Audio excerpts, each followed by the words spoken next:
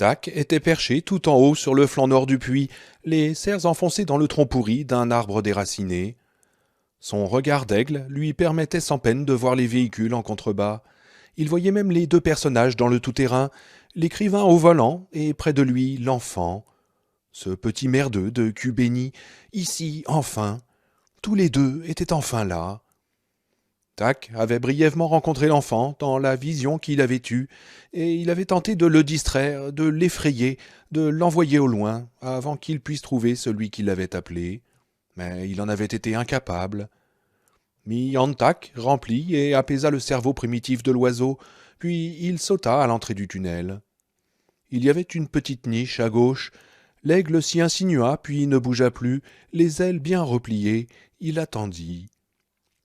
Il les attendait tous, mais surtout Cubéni. Il déchirerait la gorge de Cubéni d'une seule de ses serres puissantes, lui crèverait les yeux de l'autre. Cubéni serait mort avant qu'aucun des autres ne comprenne ce qui était arrivé, avant que l'Osdam lui-même sache ce qui arrivait, ou même qu'il mourrait aveugle.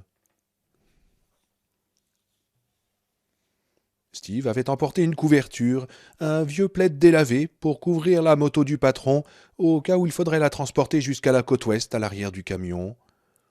Quand Johnny et David arrivèrent dans leur tout-terrain, Mary Jackson avait cette couverture autour des épaules comme un châle écossais.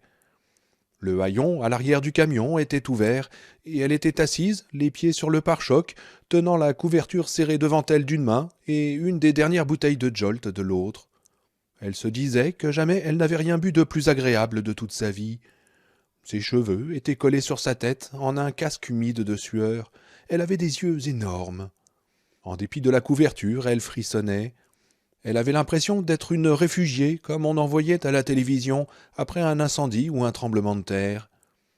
Elle regarda Ralph serrer fougueusement son fils contre lui, son autre main étant occupée par le Ruger 44. Il souleva l'enfant du sol et le reposa.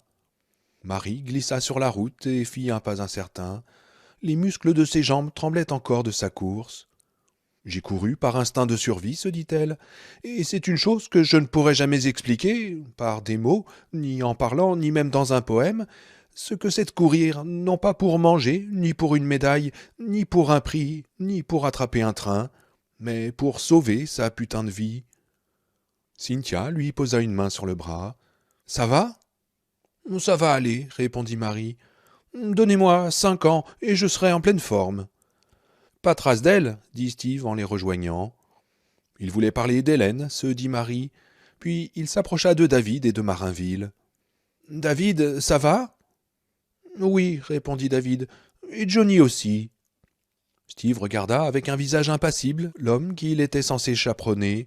« Vraiment ?» fit-il. « Je crois, » dit Marinville en jetant un coup d'œil à David. « J'ai eu... Oh, toi, dis-lui, Vermine, tout est de ta faute. » Son cœur a parlé, expliqua David avec un sourire. Et si c'est ma mère que vous cherchiez, la chose qui était dans ma mère, vous pouvez arrêter, elle est morte. Tu en es sûr demanda Steve. Oui, on trouvera son corps à mi-pente, dit David en pointant le doigt, et d'une voix qu'il aurait voulu objective. Mais je ne veux pas la voir, quand vous l'écarterez de la route, je veux dire. Et papa, je crois que tu ne devrais pas regarder non plus. Marie s'approcha d'eux, en se frottant l'arrière des cuisses, là où elle avait le plus mal. « Le corps d'Hélène s'est épuisé, » expliqua-t-elle, « et ça n'a pas réussi à m'attraper. Alors c'est à nouveau coincé dans son trou, non ?»« Oui, » dit David. Mais Marie n'aima pas le ton dubitatif de la voix de David. C'était une conjecture plus qu'une certitude. « Est-ce que ça n'avait personne d'autre dans quoi se mettre ?» demanda Steve. Y a-t-il quelqu'un d'autre là-haut, un ermite, un vieux prospecteur ? Non, affirma David. C'est tombé, et ça ne peut plus se relever, dit Cynthia, en levant le poing vers le ciel parsemé d'étoiles. Ouais. Mais David, s'inquiéta Marie, on n'en a pas fini, c'est ça ? Même si c'est vraiment coincé là-dedans, il faut qu'on bouche la galerie. Oui, d'abord l'Antac, approuva David, puis la galerie. Il faut la fermer comme avant. Il regarda son père. Ralph lui entoura les épaules de son bras libre. « Si tu le dis, David. »« Moi, je suis prêt, dit Steve. Je suis impatient de voir où ce type retire ses chaussures et se détend devant un bon feu. Moi, je n'ai jamais été pressé de rentrer à Barkesfield de toute façon, dit Cynthia. David regarda Marie. Oui, bien sûr, dit Marie. C'est Dieu qui m'a montré le moyen de m'échapper, tu sais. Et il faut que je pense à Peter. Cette chose a tué mon mari. Je crois que je lui dois bien ça. David regarda Johnny. Deux questions, dit Johnny. Premièrement, que se passera-t-il quand tout sera terminé? Que se passera-t-il ici? Si la compagnie minière de Désolation revient et recommence à travailler dans le puits chinois, il y a toutes les chances qu'il rouvre à nouveau cette galerie, non? Alors à quoi ça sert? David sourit, et Marie lui trouva un air soulagé. Ce n'est pas notre problème, dit David, c'est le problème de Dieu. Notre problème est de fermer l'entaque et le tunnel d'ici vers l'extérieur. Ensuite, on pourra partir sans se retourner. Et quelle est votre deuxième question? Est-ce que je pourrais t'offrir une glace quand ce sera terminé? Demanda Johnny. Et est-ce qu'en même temps je pourrais te raconter quelques vieux souvenirs de jeunesse? Bien sûr, dit David, mais à condition que je puisse vous dire d'arrêter quand... Enfin, vous savez, quand ça deviendra barbant. Mais mon répertoire ne comporte aucune histoire barbante, dit Johnny. L'enfant s'approcha du camion avec Marie, glissant son bras autour de la taille de la jeune femme et posant sa tête sur son bras comme si elle était sa mère. Marie se dit qu'elle jouerait ce rôle un moment s'il en avait besoin. Steve et Cynthia montèrent dans la cabine. Ralph et Johnny s'assirent par terre à l'arrière, en face de Marie et David. Quand le camion s'arrêta à mi-pente, Marie sentit David serrer un peu plus sa taille, et elle lui mit un bras autour des épaules. Ils étaient arrivés à l'endroit où sa mère, son enveloppe en tout cas, s'était arrêtée. Il le savait aussi bien qu'elle. Il respirait superficiellement et rapidement, par la bouche, comme s'il avait fait des pompes ou des abdominaux. Marie posa une main sur le côté de sa tête et l'attira sans bruit. Il se laissa faire et posa son visage contre sa poitrine.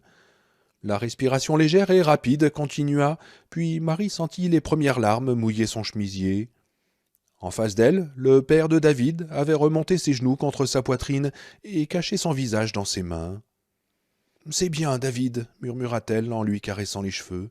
« C'est bien, mon garçon. » Des portes claquèrent, des pieds écrasèrent le gravier, puis ils entendirent vaguement la voix horrifiée de Cynthia Smith. « Oh, Seigneur, regarde là !» Steve. « Mais tais-toi, idiote, ils vont t'entendre !» Cynthia. « Oh, merde, désolé !» Steve. « Bon, allez, viens m'aider !» Ralph retira ses mains de son visage, passa une manche sur ses yeux, puis vint du côté de Marie et enlaça David. L'enfant chercha la main de son père et la serra. Les yeux douloureux et pleins de larmes de Ralph croisèrent ceux de Marie, et elle se mit à pleurer aussi. Du dehors, elle entendait maintenant les pas pesants de Steve et de Cynthia qui emportaient Hélène à l'écart de la route. Il y eut une pause, un petit soupir de la jeune fille après l'effort, puis les pas revinrent vers le camion. Marie fut soudain certaine que Steve allait venir à l'arrière et raconter à l'enfant et à son père quelques scandaleux mensonges.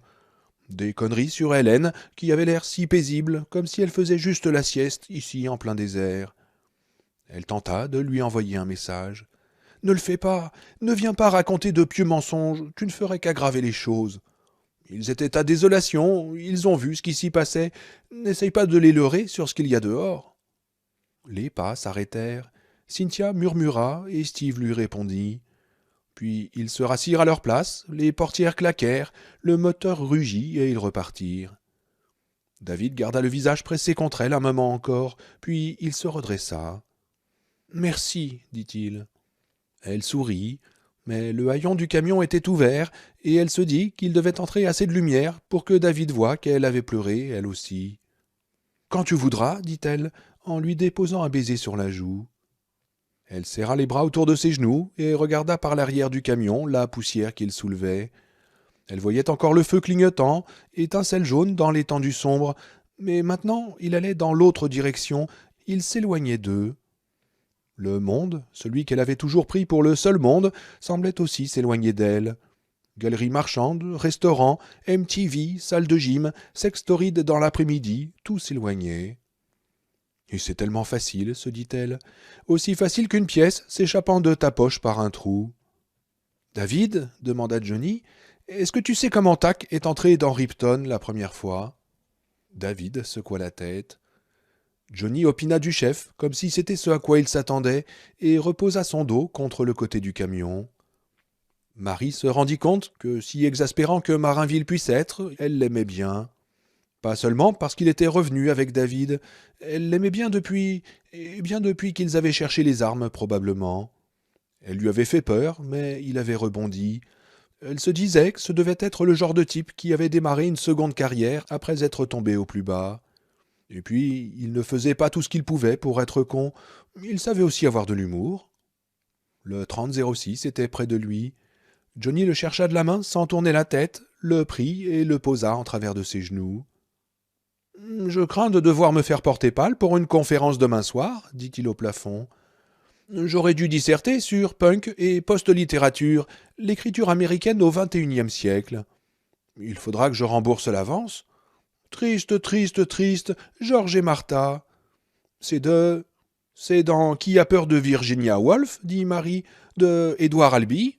On n'est pas tous des ignares dans ce carrosse. Oh, désolé, dit Johnny, d'une voix étonnée. Eh bien, veillez à insérer vos excuses dans votre journal, dit-elle, sans la moindre idée de ce dont elle parlait. Il baissa la tête pour la regarder, fronça un moment les sourcils, puis se mit à rire. Peu après, Marie se joignit à lui, puis David rit aussi, et Ralph. Le rire de Ralph était très aigu pour un homme adulte, un hi-hi-hi de bande dessinée, et quand elle y songea, Marie s'esclaffa plus fort encore. Cela lui fit mal à l'estomac, mais pas assez pour l'arrêter. Steve frappa à la cloison. Il fut impossible de dire si sa voix étouffée était amusée ou inquiète. « Et qu'est-ce qui se passe ?» De sa plus belle voix léonine, Johnny rugit. « Oh, tais-toi, taureau du Texas. On parle littérature ici. » Marie hurla de rire, serrant d'une main la base de sa gorge et pressant l'autre contre son ventre douloureux. Elle ne put s'arrêter avant que le camion atteigne le sommet de la pente, franchisse le rebord du puits et amorce la descente. Alors tout humour la quitta d'un coup. Les autres s'arrêtèrent presque en même temps. « Est-ce que tu le sens ?» demanda David à son père. « Je sens quelque chose, dit Ralph. » Marie frissonna. Elle sentait quelque chose, elle aussi. Oh oui, elle n'avait aucun doute là-dessus. Mais ils auraient senti encore davantage s'ils avaient été là plus tôt, s'ils avaient dû monter la même route pour éviter que la chose sanglante ne... « Oh, enlève-toi ça de la tête, Marie. Fais sortir ça de ta tête et referme la porte. »« Marie ?» interrogea David. Elle le regarda.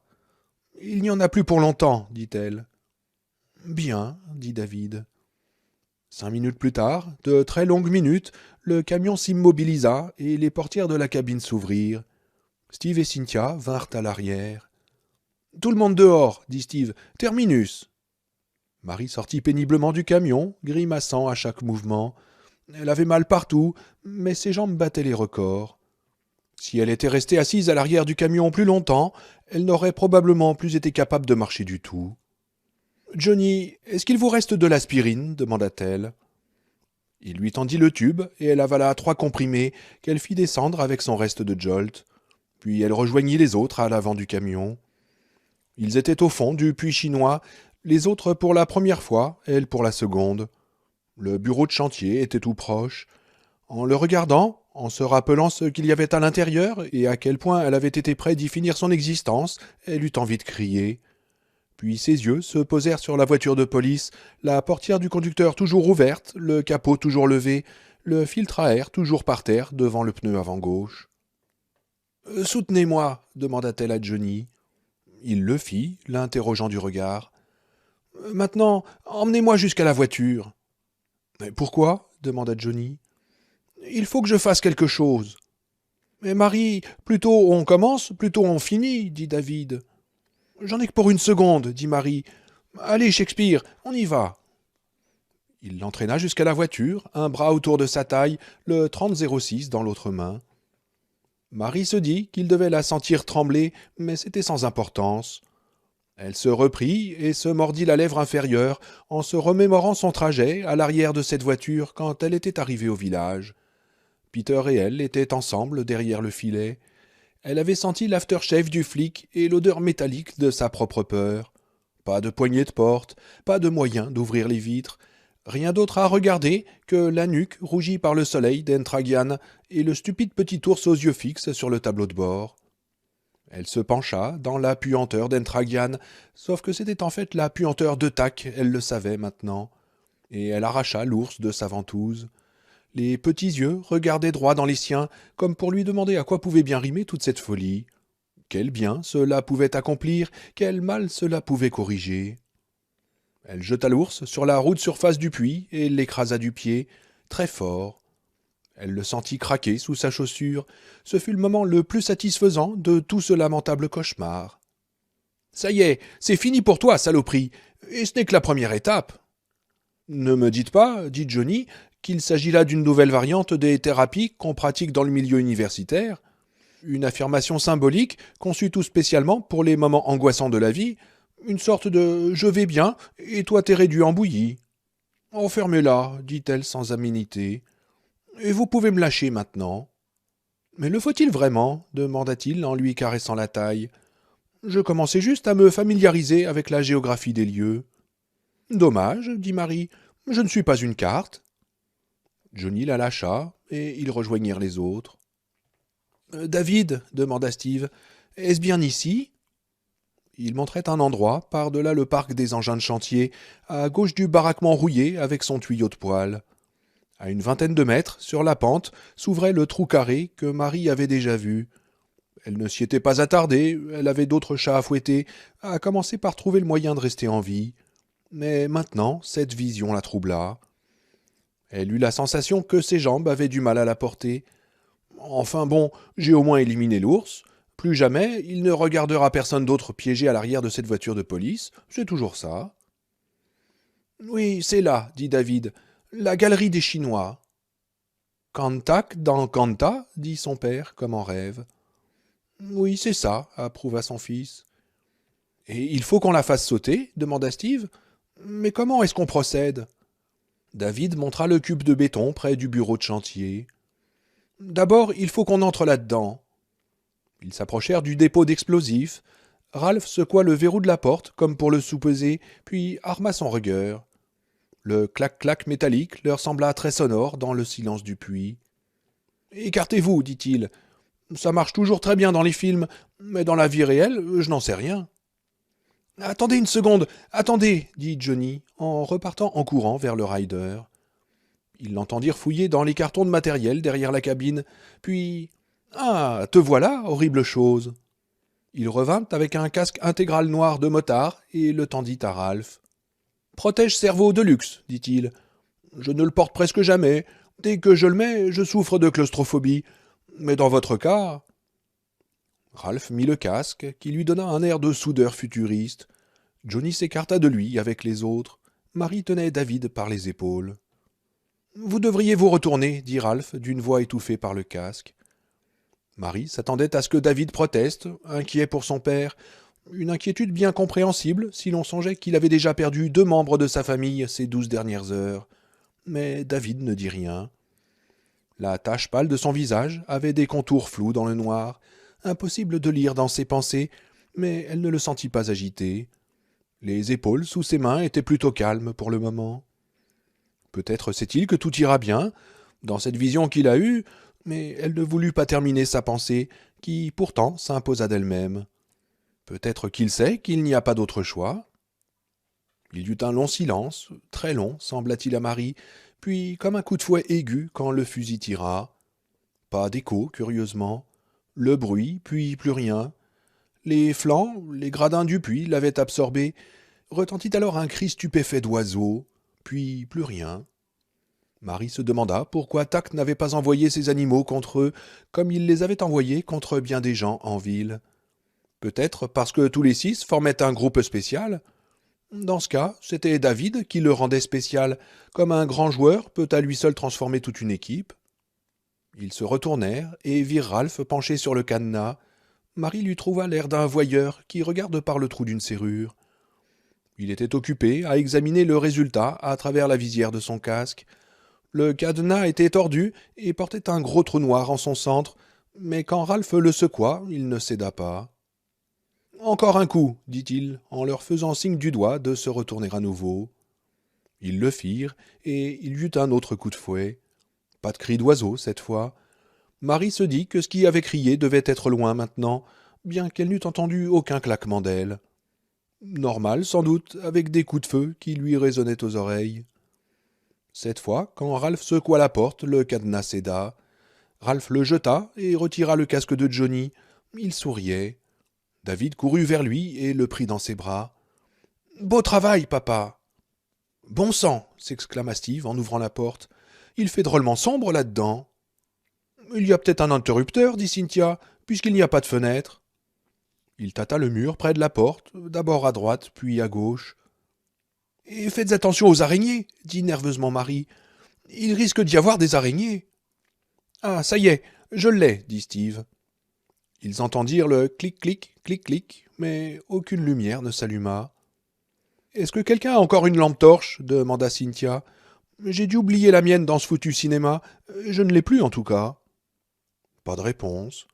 Marie avait eu une torche, elle aussi, celle qu'elle avait trouvée dans le bureau de chantier, et elle se rappela qu'elle l'avait glissée dans la ceinture de son jean après avoir saboté les camions. Mais dans ce cas, elle n'y était plus, ni la hachette.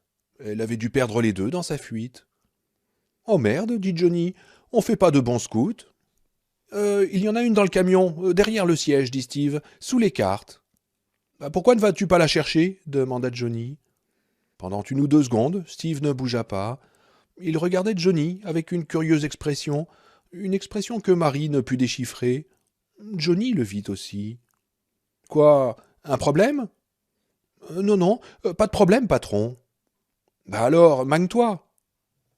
Steve nota le moment exact où le contrôle de leur petite force expéditionnaire passa de David à Johnny, le moment où le patron redevint le patron. « Mais pourquoi ne vas-tu pas la chercher ?» avait-il dit.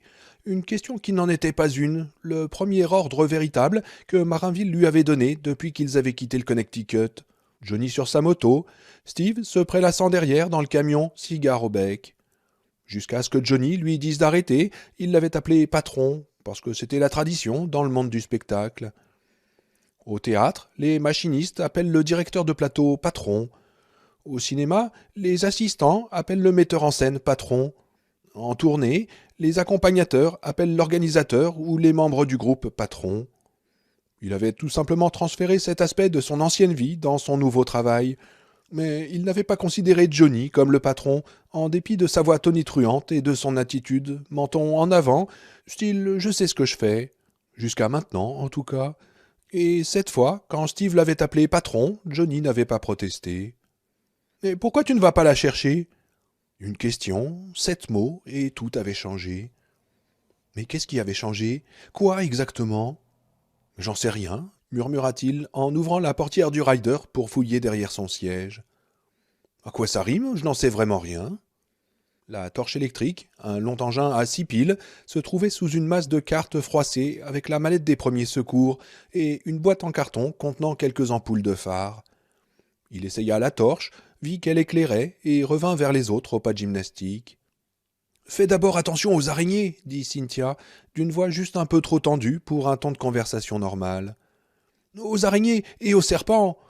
Seigneur, qu'est-ce que je déteste ça. Steve entra dans le dépôt d'explosifs et en fit le tour avec sa torche, d'abord au niveau du sol, puis plus haut sur les murs de parpaing et enfin au plafond. Ni araignée, ni serpent, annonça-t-il. David, reste devant la porte, dit Johnny. Inutile que nous entrions tous ensemble dans un si petit espace. Si tu vois quelqu'un ou quelque chose. Oui, je crie, termina David.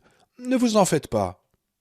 Steve stabilisa le rayon de sa lampe sur une pancarte au milieu du sol, posée sur un trépied comme celles qui dans les restaurants disent « Nous vous prions d'attendre que l'hôtesse vous place ». Sauf que celle-ci disait en grosses lettres rouges « Attention, attention ! Les matières explosives et les détonateurs doivent être entreposés séparément. La loi l'impose et aucune négligence concernant les explosifs ne sera tolérée. » Le mur du fond était hérissé de pointes enfoncées dans les parpaings, où étaient suspendus des rouleaux ressemblant à du fil électrique et de grosses cordes blanches. Des mèches, se dit Steve. Contre les murs à droite et à gauche, face à face, comme des serre-livres mais sans livres, 2 grosses caisses de bois.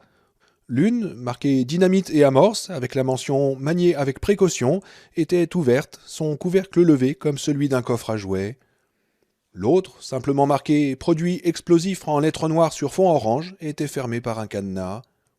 C'est l'enfo, dit Johnny en montrant la caisse fermée. Ça veut dire nitrate d'ammonium et fioul. Mais comment le savez-vous demanda Marie. J'ai vu ça quelque part, dit-il d'un air absent. Bon, mais si vous croyez que je vais faire sauter ce cadenas comme l'autre, vous êtes fou, dit Ralph. Est-ce que vous auriez une idée qui nous éviterait d'avoir à tirer dessus? Pas pour l'instant, dit Johnny d'un ton détaché. Johnny s'approcha du coffre à dynamite. Plus de dynamite, dit Johnny d'un ton toujours étrangement serein. Mais le coffre n'était pourtant pas vide, loin de là. Le corps d'un homme, en jean et t-shirt des Hoyas de Georgetown, y était recroquevillé. Il avait reçu une balle dans la tête. Ses yeux vitreux regardaient Johnny sous ce qui avait été jadis une chevelure, peut-être blonde. C'était difficile à dire. Se raidissant pour supporter l'odeur, Johnny se pencha sur le corps et s'attaqua au trousseau de clés à sa ceinture. « Qu'est-ce que c'est » demanda Cynthia en le regardant. Un cafard sortit de la bouche ouverte du cadavre et lui passa sur le menton. Johnny perçut un léger frottement, d'autres insectes sous ce macabé, ou peut-être un de ses nouveaux amis à sonnette. « Oh, rien, dit Johnny, reste où tu es. » Le mousqueton était têtu. Après des efforts inutiles pour le désolidariser du passant du pantalon, Johnny arracha le tout. Il referma le couvercle et traversa la pièce avec le trousseau. Une d'entre elles, peut-être. Il ne fallut pas longtemps. La troisième clé qu'essaya Ralph s'inséra dans le cadenas du coffre marqué « Produit explosif ». Un instant plus tard, ils regardaient tous les 5 à l'intérieur. Le coffre avait été divisé en 3 compartiments.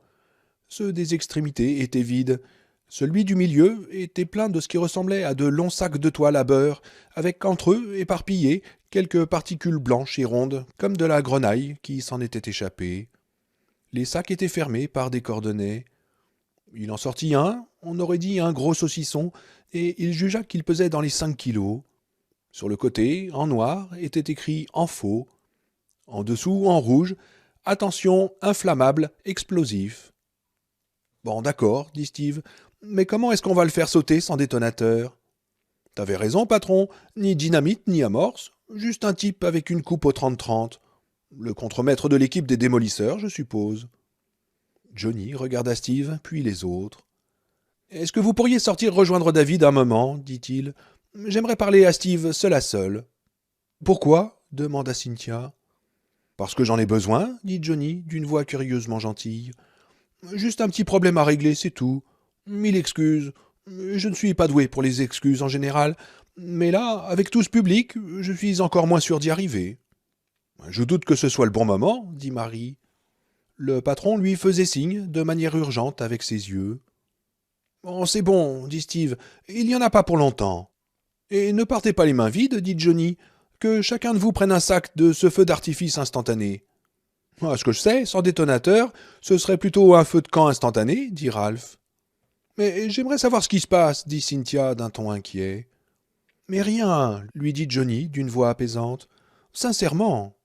Tu parles, répliqua Cynthia. Elle était morose, mais elle partit avec les autres, chacun emportant son sac d'infos. Avant que Johnny ait pu dire quoi que ce soit, David entra. Il restait des traces de savon séché sur ses joues, et ses paupières étaient teintées de violet. Une fois, Steve était sorti avec une fille qui se maquillait les yeux de cette couleur, sauf que dans le cas de David, c'était moins un signe d'élégance que le résultat de l'épuisement. « Est-ce que tout va bien » demanda l'enfant avec un bref regard à Steve, mais en s'adressant à Johnny. « Oui, oui, tout va bien. Steve, donne un sac d'infos à David. » David resta un moment le sac dans les bras, perdu dans ses pensées, puis il releva la tête et demanda à Johnny. « Retournez vos poches, toutes !»« Quoi » commença Steve. Johnny lui fit signe d'austère. Il avait un curieux petit sourire, comme s'il venait de mordre dans un fruit à la fois amer et irrésistible. « David sait ce qu'il fait, » dit Johnny. Il ouvrit la tache de ses jambières en cuir et retourna les poches avant de son jean, remettant à Steve tout ce qu'il en sortait. Le fameux portefeuille, ses clés, le marteau qu'il avait glissé dans sa ceinture. Il se pencha pour que David puisse regarder dans les poches de sa chemise, puis il ouvrit son pantalon et le baissa. Il portait un petit slip bleu en dessous, son ventre assez imposant débordant sur l'élastique. Steve lui trouva l'allure d'un de ces vieux Richards qu'on voit marcher parfois le long des plages. On sait qu'ils sont riches, non seulement grâce à la Rolex qu'ils portent au poignet et aux lunettes de soleil Oakley, mais parce qu'ils osent se promener avec ces petits cache-couilles en spandex, comme si, dès que les revenus dépassent un certain seuil, les bijoux de famille faisaient partie des richesses à étaler. Au moins, le patron ne portait pas de spandex, juste du bon vieux coton. Il tourna sur lui-même, les bras légèrement levés, pour offrir à David une vue de ses bleus sous tous les angles, puis remonta son jean et reboucla sa ceinture. « Satisfait ? Sinon je retire aussi mes bottes. »« Non, non, dit David, tout en glissant les mains dans les poches arrière du jean avant de reculer, le visage perplexe, mais pas vraiment inquiet. « Allez-y, ayez votre petite conversation, mais dépêchez-vous. » Il partit. Steve et Johnny se retrouvèrent seuls. Le patron gagna le fond de la pièce, le plus loin possible de la porte. Steve le suivit. L'odeur du cadavre, dans le coffre à dynamite, lui parut plus forte maintenant que les relents de fioul qui emplissaient la pièce, et il ne souhaitait pas s'attarder ici. « Il voulait s'assurer que tu n'avais pas quelque quanta sur toi, c'est ça ?» demanda Steve. « Comme Audrey ?»« Oui, dit Johnny. C'est un enfant très avisé. »« Oh, je le crois, dit Steve, en dansant d'un pied sur l'autre. « Écoute, tu n'as pas à t'excuser d'être parti. L'important, c'est que tu sois revenu. Mais pourquoi est-ce qu'on... »« Je dois énormément d'excuses, » le coupa Johnny. Il reprit ses affaires des mains de Steve pour les remettre dans ses poches. Il prit le marteau en dernier et le glissa à nouveau dans sa ceinture. On a du mal à croire combien de conneries une seule personne est capable de faire au cours de sa vie. Mais tu es en fait le cadet de mes soucis dans le contexte actuel, Steve, surtout maintenant. Alors tais-toi et écoute, d'accord ? D'accord, dit Steve. Il faut vraiment qu'on se dépêche, reprit Johnny. David soupçonne déjà que j'ai quelque chose en tête, et c'est une raison supplémentaire pour m'avoir fait retourner mes poches. Viendra un moment, très proche, où tu devras immobiliser David. Quand tu le feras, assure-toi que tu le tiens bien, parce qu'il va se débattre comme un fou, et il ne faudra pas le lâcher. « Mais pourquoi ?» demanda Steve. « Est-ce que ta copine à la coiffure si créative t'aidera si tu le lui demandes ?» demanda Johnny. « Probablement, dit Steve, mais... »« Non, Steve, le coupa Johnny, il faut que tu me fasses confiance. »« Mais pour quelle raison ?»« Parce que j'ai eu un instant de révélation en montant ici, sauf que c'est un mot un peu trop abstrait. J'aime assez l'expression de David. Il m'a demandé si j'avais reçu une bombe de Dieu. Je lui ai dit que non, mais ce n'était qu'un mensonge de plus. Est-ce que tu crois que c'est pour ça que Dieu m'a choisi? Parce que je suis un menteur accompli? Ce serait plutôt drôle, mais assez désespérant, non? Mais qu'est-ce qui va arriver? Est-ce que tu le sais? Demanda Steve. Non, pas vraiment. Johnny prit le 3006 dans une main et le casque noir dans l'autre, et les regarda alternativement, comme pour comparer leurs valeurs respectives. « Je ne peux pas faire ce que tu me demandes, dit froidement Steve. Je ne te fais pas assez confiance pour ça. »« Tu le dois, dit Johnny, en lui tendant le fusil. Je suis tout ce qui vous reste. »« Mais... » commença Steve. Et Johnny approcha d'un pas. Aux yeux de Steve, il n'était plus l'homme qui était monté sur sa Harley-Davidson dans le Connecticut, avec son absurde blouson neuf qui couinait, montrant toutes ses dents aux photographes de Life, de People et du Daily News qui tournaient autour de lui avec leurs appareils. Le changement tenait à bien autre chose qu'à quelques ecchymoses et un nez cassé. Il avait l'air plus jeune, plus fort. Il ne restait aucune trace de vanité dans son visage, ni cette nervosité qui le caractérisait alors. Ce n'est qu'à cet instant, en constatant la disparition de cette expression, que Steve se rendit compte qu'elle avait été là presque tout le temps. Comme si, quoi qu'il dise ou fasse, presque toute l'attention de Marinville était occupée par quelque chose qui n'existait pas. « David pense que Dieu veut qu'il meure, afin de renfermer Tac dans ce trou, dit Johnny. Le sacrifice final, pourrait-on dire, mais David a tort. » La voix de Johnny s'était brisée sur le dernier mot, et Steve fut stupéfait de voir que le patron pleurait presque. « Et ça ne sera pas aussi facile pour lui, ajouta-t-il. « Mais qu'est-ce que... » commença Steve, et Johnny lui saisit le bras. Sa poigne était si puissante qu'elle en était douloureuse. « Oh, tais-toi, Steve. Contente-toi de le tenir quand le moment sera venu. À toi de choisir. Allez, viens maintenant. » Il se pencha vers le coffre, prit un sac d'infos par le cordon, le lança à Steve et en prit un autre pour lui. « Mais tu sais comment faire exploser cette merde, sans dynamite ni amorce ?» demanda Steve. « Tu crois savoir, hein? Qu'est-ce qui va arriver? Est-ce que Dieu va envoyer un éclair ?»« Oh, ça, c'est ce que pense David, » dit Johnny. « Et après les sardines et les crackers, ça ne me surprendrait pas. Mais je ne crois pourtant pas qu'il ira jusque-là. Allez, viens, il se fait tard. » Ils sortirent dans ce qui restait de la nuit et rejoignirent les autres. Au bas de la pente, 20 mètres en dessous de l'ouverture carrée de la galerie des Chinois, Johnny les fit s'arrêter et leur dit d'attacher les sacs deux à deux par les cordelettes. Il s'en passa une paire autour du cou, les sacs pendant de chaque côté de sa poitrine comme les contrepoids d'un coucou. Steve se munit d'une deuxième paire, et Johnny ne protesta pas quand David prit la troisième à Ralph et passa les cordes assemblées autour de son propre cou. Ralph, troublé, regarda Johnny. Johnny regarda David et vit que l'enfant était déjà tourné vers l'ouverture de la galerie. Puis il reporta les yeux sur le père en secouant la tête. Il posa un index contre ses lèvres. « Silence, papa !» Ralph eut l'air hésitant, mais ne dit rien. « Tout le monde est prêt ?» demanda Johnny. « Mais que va-t-il arriver ?» demanda Marie. « Je veux dire, quel est le plan ?»« On fait ce que Dieu nous dit de faire, » affirma David. « C'est ça le plan. Allons-y. » David à sa tête, le petit groupe montait la pente de biais pour éviter de tomber. Il n'y avait plus de larges routes gravillonnées ici, pas même un sentier, et le sol était traître. Johnny le sentait qui s'effritait sous ses bottes à chaque pas. Son cœur ne tarda pas à battre très fort et son nez allait lancer. Il avait été sage ces derniers mois, mais nombre de poulets, sans parler des canards rôtis et de quelques cailles farcies au foie gras, revenaient se venger. Malgré tout, il se sentait bien. Tout était simple maintenant. C'était assez merveilleux. David grimpait le premier, son père derrière lui. Steve et Cynthia les suivaient. Johnny et Marie fermaient la marche. « Pourquoi avez-vous emporté ce casque de moto ?» demanda Marie. Johnny sourit. Elle lui rappelait Terry, curieusement. Terry comme elle était au bon vieux temps. Il leva le casque sur son poing comme une marionnette. « Ne me demande pas pour qui sonne le glas. Il sonne pour toi, dit-il. « Vous êtes cinglé, dit-elle avec un petit rire essoufflé. S'il avait fallu monter 40 mètres au lieu de 20, Johnny doutait qu'il y serait arrivé. Déjà, le martèlement de son cœur était devenu si rapide qu'on aurait dit un grondement continu dans sa poitrine quand David atteignit l'entrée du tunnel. Quant à ses cuisses, il ne les sentait plus. « Ne faiblis pas maintenant, tu es dans la dernière ligne droite, se dit-il. Il se força à accélérer, craignant soudain que David ne pénètre dans la galerie avant son arrivée. C'était possible, il le savait. Steve se disait que le patron savait ce qui se passait, mais en fait le patron ne savait pas grand-chose.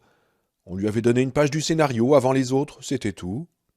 Mais David attendit, et bientôt ils furent tous rassemblés sur la pente devant l'ouverture inégale, d'où émanait une odeur de moisissure à la fois froide et lourde.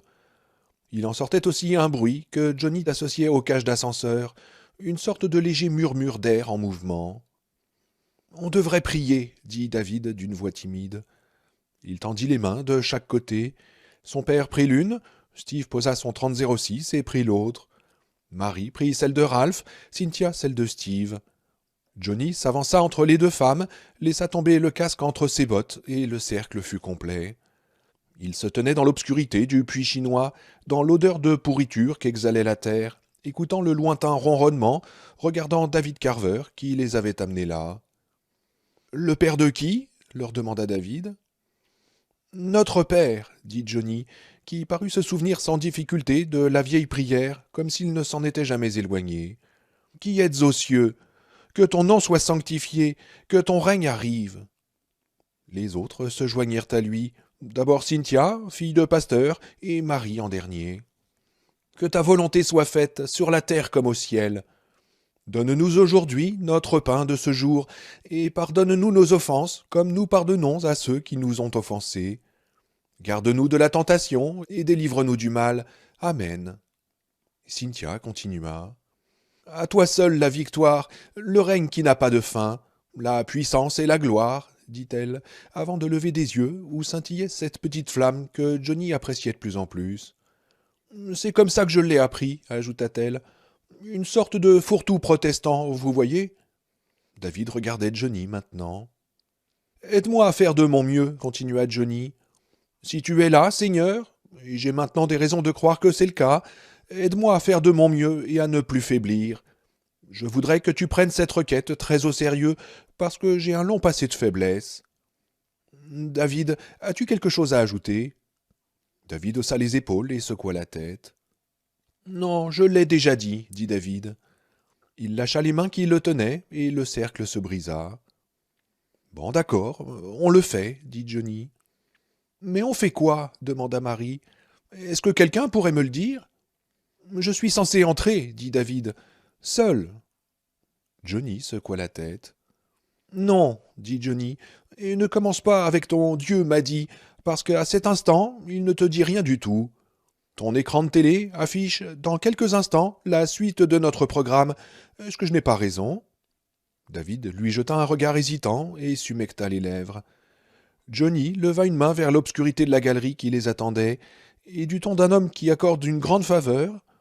Tu peux pourtant entrer le premier. Est-ce que ça te va? Et mon père? Commença David.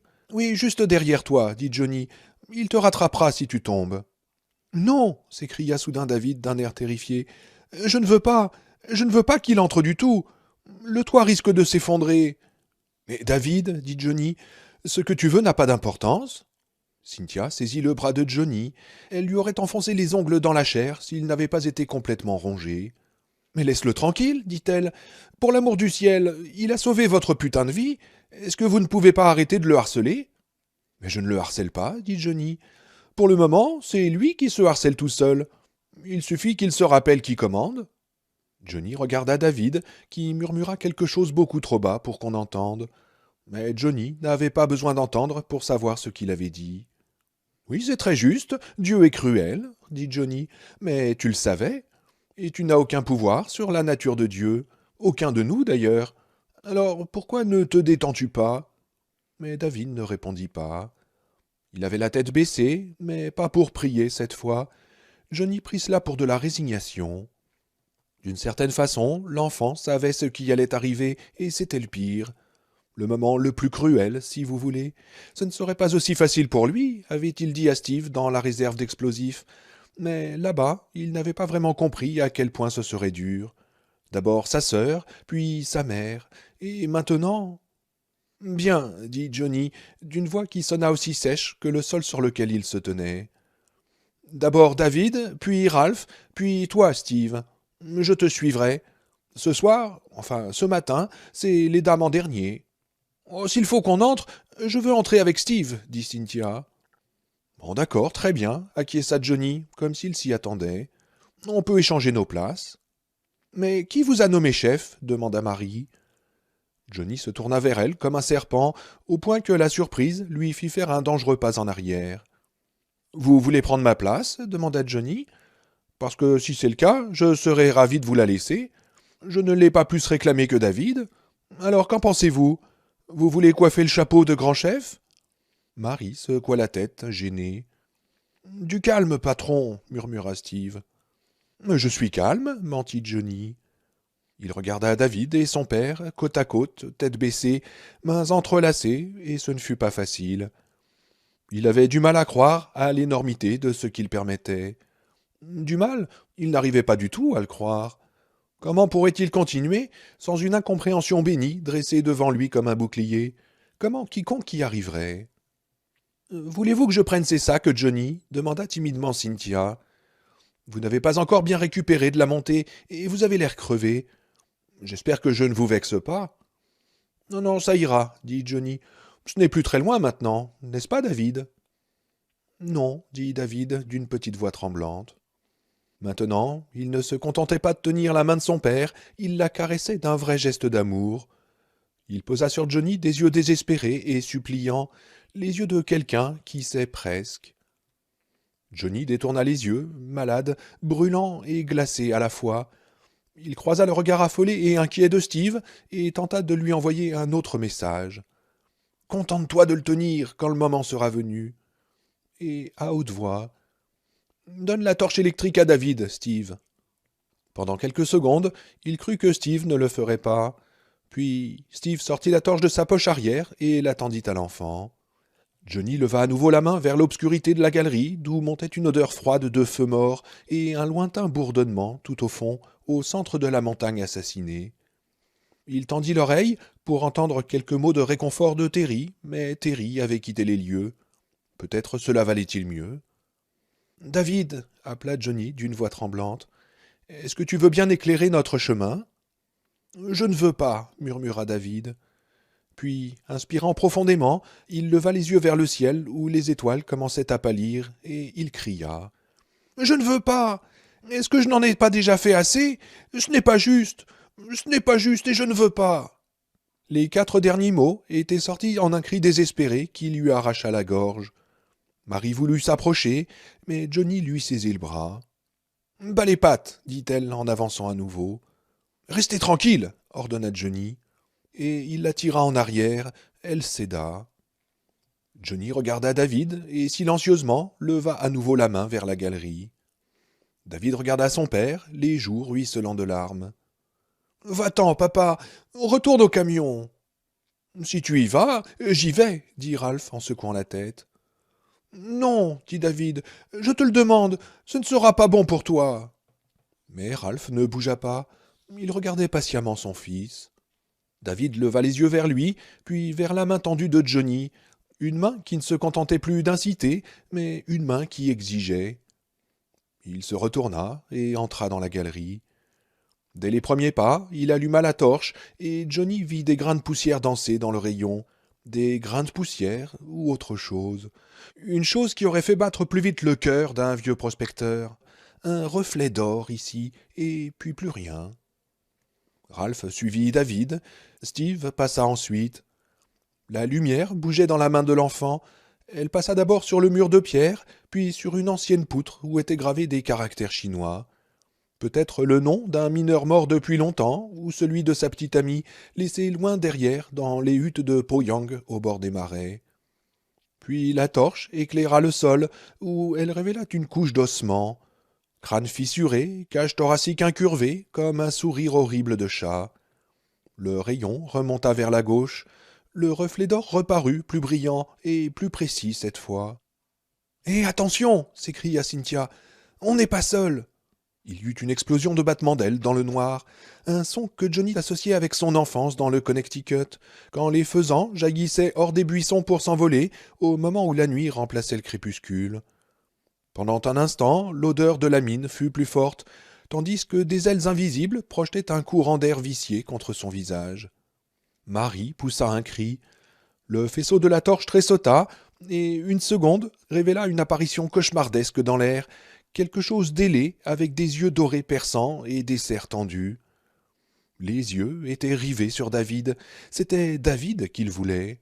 « Attention !» cria Ralph. Il se jeta sur le dos de son fils, le couchant sur le sol de la galerie, jonché d'ossements. L'enfant lâcha la torche, qui tomba de telle façon qu'elle n'éclaira plus que des formes mal définies, mouvantes. David sous son père, et l'ombre de l'aigle qui ondulait et grandissait au-dessus d'eux. « Tire !» cria Cynthia. « Steve, tue-le, il va lui arracher la tête !» Johnny saisit le canon du 30-06 au moment où Steve le levait. « Non, dit Johnny, un coup de feu ferait tout écrouler sur nous. » L'aigle cria, ses ailes frappant la tête de Carver, qui tenta de le repousser de sa main gauche. L'oiseau saisit un de ses doigts dans son bec et l'arracha, puis ses serres plongèrent dans le visage de Ralph Carver comme des doigts puissants dans de la pâte fraîche. « Papa, non !» hurla David.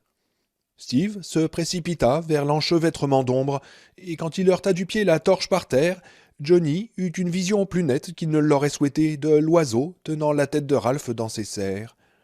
Ses ailes soulevaient de furieux tourbillons de poussière arrachés au sol et au mur de la vieille galerie.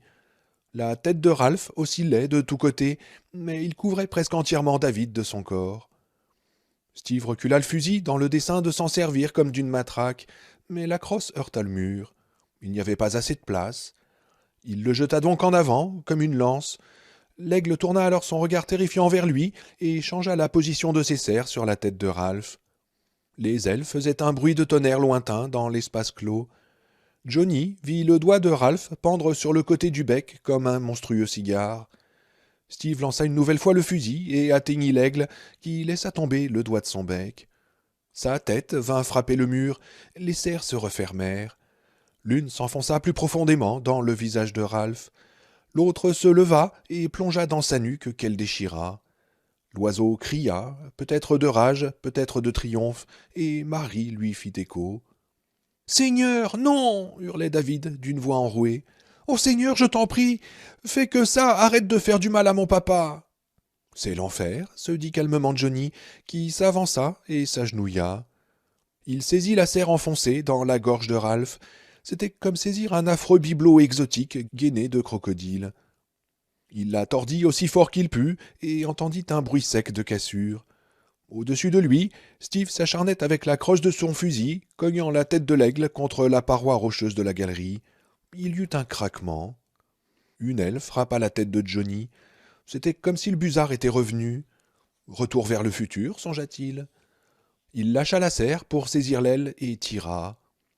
L'oiseau vint vers lui en poussant son affreux cri assourdissant, et Ralph le suivit, soulevé par la serre, encore enfoncée dans sa joue, sa tempe et l'orbite de l'œil gauche. Johnny se dit que Ralph devait être soit inconscient, soit déjà mort. Il espérait qu'il était déjà mort. David se dégagea dessous son père, le visage ahuri, le t-shirt imbibé du sang de son père. S'il n'était pas plus rapide que lui, il saisirait la torche et s'enfoncerait plus loin dans la mine. « Steve !» cria Johnny. Il lança un bras en aveugle par-dessus sa tête et encercla le dos de l'aigle, qui se creusa et se tordit sous son emprise, comme l'échine d'un étalon sauvage. « Steve, achève-le ! Allez, achève-le !» Steve enfonça la croche du fusil dans le gosier de l'oiseau, redressant sa tête sombre vers le plafond. À cet instant, Marie se précipita, saisit le cou de l'aigle et le tordit avec une redoutable efficacité. Il y eut un craquement étouffé, et soudain la serre enfoncée dans le visage de Ralph se détendit. Le père de David tomba sur le sol de la mine, et son front vint heurter une cage thoracique qu'il réduisit en poudre. David se retourna, vit son père immobile à plat ventre. Ses yeux s'éclaircirent. Il hocha même la tête, comme pour dire « c'est à peu près ce à quoi je m'attendais », puis il se pencha pour ramasser la torche. C'est seulement quand Johnny le saisit par la taille qu'il perdit son calme et commença à se débattre. « Lâchez-moi » cria David. « C'est mon travail, le mien !»« Non, David » dit Johnny en se cramponnant à lui. « C'est faux !» Il le serra plus fort de son bras gauche et grimaça quand les talons de David réveillèrent les blessures de ses tibias, et il laissa sa main droite glisser vers la fesse de l'enfant. Dès lors, il agit comme le meilleur des voleurs à la tire. Johnny prit à David ce qu'on lui avait dit de prendre. « Il ne peut pas tous les prendre, et ensuite ne pas me laisser terminer !» criait David. « Il ne peut pas faire ça, il ne peut pas !» Johnny grimaça quand un pied de David rencontra sa rotule gauche. « Steve !» appela Johnny. Steve regardait avec une fascination horrifiée l'aigle qui se tordait encore et lentement soulevait une aile comme un éventail. Ses pattes étaient entièrement rouges. « Steve ! Nom de Dieu !» Steve leva les yeux, comme sortant d'un rêve. Cynthia, agenouillée près de Ralph, tenait son poignet entre ses doigts pour chercher le pouls. Elle pleurait comme une enfant. « Steve, arrive ici !» hurlait Johnny. « Aide-moi !» Steve le rejoignit et saisit David, qui se débattit encore plus fort. « Non !» hurlait David, en tournant comme un fou la tête d'un côté et de l'autre. « C'est mon travail, c'est pour moi. Il ne peut pas tous les prendre et me laisser, vous entendez?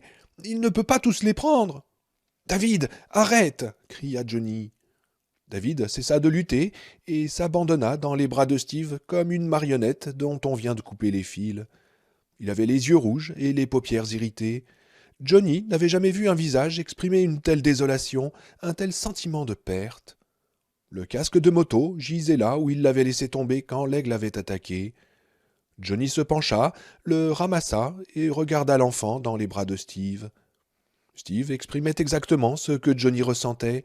Il semblait perdu, abasourdi, malade. « David, » commença Johnny. « Dieu est-il en vous ?» demanda David.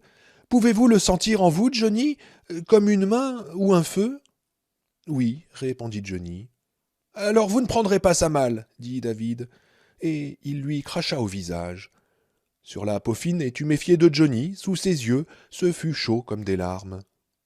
Johnny n'esquissa pas un geste pour s'essuyer. « Écoute-moi, David, dit-il, je vais te dire quelque chose que tu n'as appris ni de ton pasteur, ni dans ta Bible. À ce que je crois, c'est un message de Dieu en personne. Est-ce que tu m'écoutes ?» David se contenta de le regarder sans un mot. « Tu as dit Dieu est cruel, de la même façon qu'une personne qui a vécu toute sa vie à Tahiti pourrait dire la neige est froide.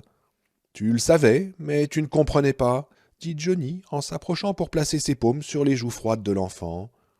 Mais sais-tu à quel point Dieu peut être cruel, David? D'une cruauté fanatique? David attendit sans rien dire. Peut-être écoutait-il, peut-être pas. Johnny n'aurait su le dire. Parfois, il nous laisse vivre, dit Johnny. Johnny se détourna, ramassa la torche électrique et s'engagea dans la galerie avant de se retourner une fois encore. « Va rejoindre ton ami Brian, David, reprit Johnny. Va le rejoindre et qu'il devienne ton frère. Et puis commence à te dire qu'il y a eu un accident sur la route, un accident grave. Un ivrogne sans cervelle a traversé la ligne blanche. Et le camion dans lequel vous étiez s'est renversé et toi seul as survécu. Ça arrive tout le temps, tu n'as qu'à lire le journal. » « Mais ce n'est pas la vérité, dit David. « Et pourquoi pas, dit Johnny. Et quand tu rentreras dans l'Ohio, ou dans l'Indiana, ou je ne sais où, prie Dieu pour qu'il t'aide à t'en remettre, à aller bien à nouveau. Mais pour l'instant, tu as une permission. Plus jamais je ne dirai une autre... » « Quoi? Qu'est-ce que vous avez dit ?»« J'ai dit que tu avais une permission, dit Johnny en le fixant du regard. Tu as une autorisation de sortie. Allez, sors-le d'ici, Steve. Sors-les tous d'ici. » « Mais patron, qu'est-ce que... » commença Steve. « La visite est terminée, le coupa Johnny. Mets-le dans le camion et prenez la route si vous voulez vous en sortir. Je vais me mettre au travail tout de suite. » Johnny se retourna et s'éloigna dans la galerie au pas de gymnastique, la lumière tressautant devant lui dans l'obscurité. Bientôt, ils ne virent même plus la lumière.